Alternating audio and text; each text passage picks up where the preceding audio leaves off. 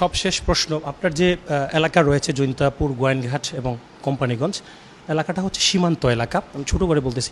তো সীমান্ত এলাকায় যে পরিমাণ কিলিং হয় এবং স্মাগলিং হয় সেটা অবিশ্বাস্য, এবং এই এলাকার মানুষ সবচেয়ে থেকে বেকার। আপনি শ্রম ও কর্মসংস্থান মন্ত্রী, শ্রমিকদের, এই এলাকার যারা গরিব শ্রমিক আছে তাদের জন্য সীমান্ত এলাকায় কোনো শিল্প কারখানা বা সীমান্ত এলাকার মানুষের কল্যাণে কর্মসংস্থানের ক্ষেত্রে আপনি কি ভূমিকা নিতে পারেন?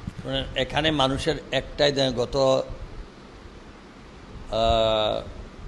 100 বছরের ঊর্ধ্বে মানুষ একই ব্যবসায় অভ্যস্ত, পাথর তোলা, বালু তোলা, আর এটা ছাড়া তারা আর কোনো কিছু বোঝে না।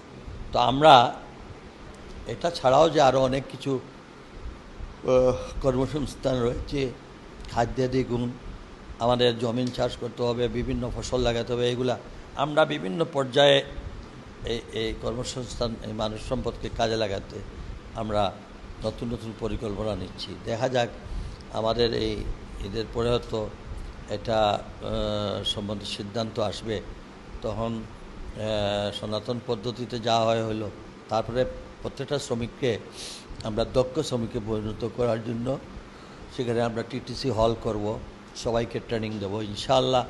এই সমবান্ধব এরিয়াটাই সব শ্রমিকের দুই হাত একসঙ্গে কাজ করলে এটাকে আলাদা একটা, এবং আমরা যে নতুন নতুন ক্রিয়েটিভ অনেকগুলো পর্যটনের জন্য করবো, এখানে অনেক মানুষের কর্মসংস্থান হয়ে যাবে। আপনি বলছিলেন